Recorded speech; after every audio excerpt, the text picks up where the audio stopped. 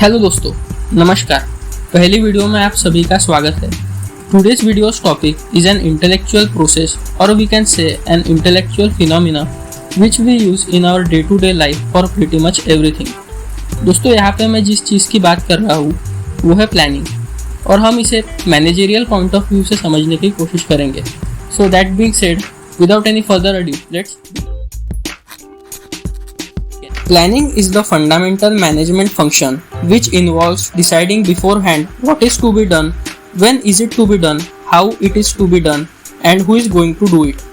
It is an intellectual process which lays down an organization's objectives and develop various courses of action by which the organization can achieve those objectives. It chalks out exactly how to attain a specific goal. Planning is nothing but thinking before the action takes place. It helps us to take a peep into the future and decide in advance the way to deal with the situations which we are going to encounter in the future. It involves logical thinking and rational decision making. दोस्तों, अगर simple language में समझे तो पता चलेगा कि planning एक प्राथमिक कदम है जिस पर मैनेजमेंट के बाकी के प्रिंसिपल्स जैसे organizing, staffing, leading, directing and controlling निर्भर करते हैं। अगर मैं अपना ओपिनियन दूं तो मैं प्लानिंग को एक हिंदी शब्द नियोजन के साथ डिफाइन करूँगा। एक इंडिविजुअल या ऑर्गेनाइजेशन ने जो अपॉर्चुनिटीज एनालाइज की है या जो टारगेट सेट किया है, वहाँ तक पहुँचने के लिए जो डिसीजंस और एक्शंस लेते हैं, मैं उसे प्लानिंग डिफाइन करूँगा। आइए दोस्तों, नज़र डालते हैं प्लानिंग के कैरेक्टरिस्टिक्स पर। इस डायग्राम में हम देख पा रहे हैं प्लानिंग के 7 कैरेक्टरिस्टिक्स, जो कि है managerial function, goal oriented, pervasive, continuous activity, intellectual process, futuristic and decision making. Managerial function, जैसे कि हमने थोड़ी देर पहले देखा था, प्लानिंग एक इनिशियल स्टेप है on the basis of which 4 other functions of management that are staffing, organizing, directing and controlling are performed within the periphery of the plans made.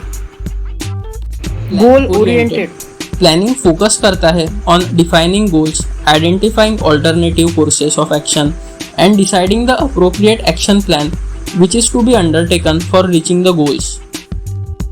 Pervasive, दोस्तों परवेसिव के synonyms है extensive और vast. इसका मतलब ये है planning is present in all the segments and is required at all the levels of the organization. लेकिन ये बात भी है कि प्लानिंग का स्कोप अलग अलग डिपार्टमेंट्स और लेवल्स में वेरी करता है। कंटिन्यूअस प्रोसेस, दोस्तों प्लान्स एक स्पेसिफिक टर्म जैसे 1 महीना, 3 महीने, 6 महीने, 1 साल एंड सो ऑन के लिए बनाए जाते हैं। जब ये पीरियड खत्म हो जाता है, नए प्लान्स बनाए जाते हैं considering the organisations present and future requirement and conditions. दोस्तों एक चलते रहने वाली प्रोसेस है, इसलिए इसे कंटिन्यूअस प्रोसेस कहा गया है। इंटेलेक्चुअल प्रोसेस, दोस्तों प्लानिंग में हमारी सोचने की क्षमता का बहुत ज़्यादा यूज़ होता है, जैसे कि application of mind to think, forecast, imagine intelligently and innovate, इसलिए इसे इंटेलेक्चुअल प्रोसेस कहा गया है।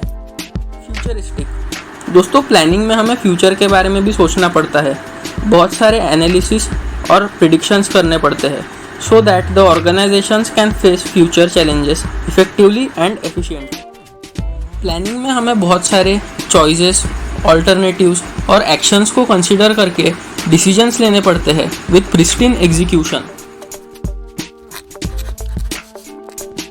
There are certain steps involved in planning.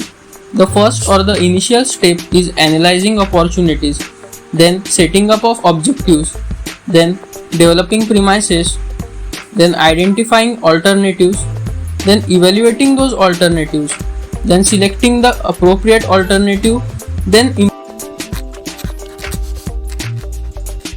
Planning की इम्पोर्टेंस समझने के लिए इकोनॉमिस्ट गिलबर्ट एटेनी की research study of a village in Bulandshahr district, western Uttar Pradesh से एग्जाम्पल डिराइव करते हैं। इमेजिन कीजिए एक village where main production activity is farming. 75% of people who are working are dependent on farming for their livelihood. They could be farmers or farm laborers. But यहाँ पर एक problem है। Land area under cultivation is fixed since 1960। इसका मतलब ये है कि 1960 से यहाँ पे कोई एक्सपेंशन ही नहीं है कल्टीवेशन एरिया में। विलेजर्स के लिए मेन चैलेंज है to grow more from the same land. All the land is cultivated in this village, no land is left idle. During the rainy season, that is Kharif season, farmers grow jowar and bajra.